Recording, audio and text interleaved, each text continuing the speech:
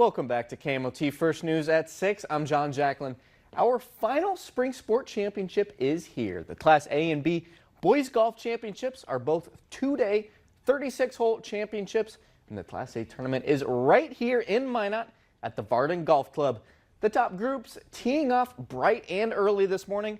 Minot North's Kason Rosted got off to a bit of a rocky start, but works himself back towards the top of the leaderboard. Here's his birdie putt on the par 5 16. Here's the WDA champion Century's Parker Beck on the par 3 17. He drains the right to left birdie putt from 20 feet out. That puts the sophomore at 3 under with 1 hole remaining. Now to the par 5 18. Beck going for the green with the 3-iron and sticks it right by the pin, leaving himself a 12-footer for eagle.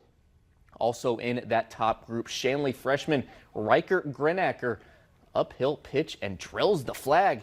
He had the best round of all freshmen today. Now Beck, delicate downhill putt, executes it to perfection.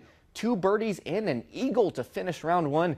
He enters the clubhouse atop the leaderboard, and it stays that way. Beck goes into day 2 with a 3-stroke lead on the individual leaderboard.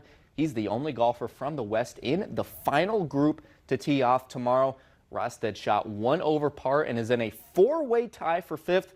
The Sentinel senior tees off tomorrow at 9:28 a.m.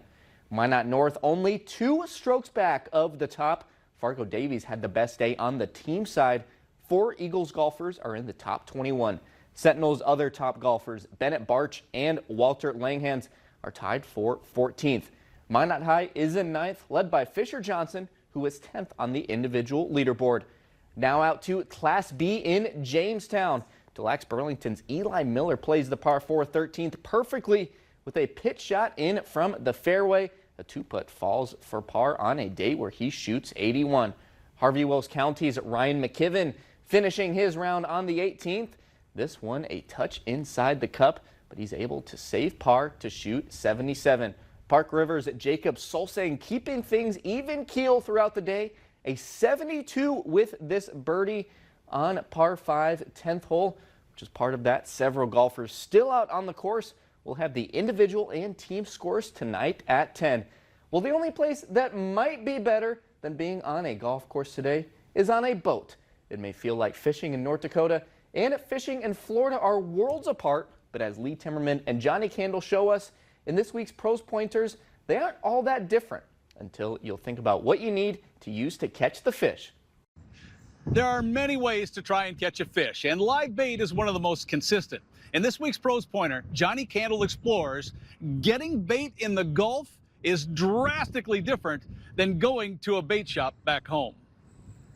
One of the biggest adjustments I've had to make with fishing in the Gulf is the acquisition and maintenance of my bait. At home, it's simple. I walk in the bait shop, I ask for a dozen night crawlers, a dozen leeches, or a scoop of minnows, fish with them all day, and at the end of the day, can put them in my fridge and have them for my next trip. In Florida, for me, it's not that simple. I have to catch my own bait. That means either a sabiki rig or a bait trap. After I'm done fishing with my bait, I have to figure out where I'm going to keep it because I don't have a large enough aquarium to store bait long term. So that means a holding pen. I spend hours and hours baiting traps, moving traps, and making trips to feed my fish that are in captivity so I can use them for bait next time out. You know, you really don't realize how spoiled we have it in North Dakota when it comes to bait until you go fish someplace else.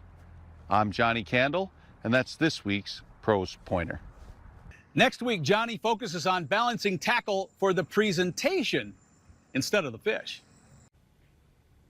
And that's all we have in sports. We'll be right back.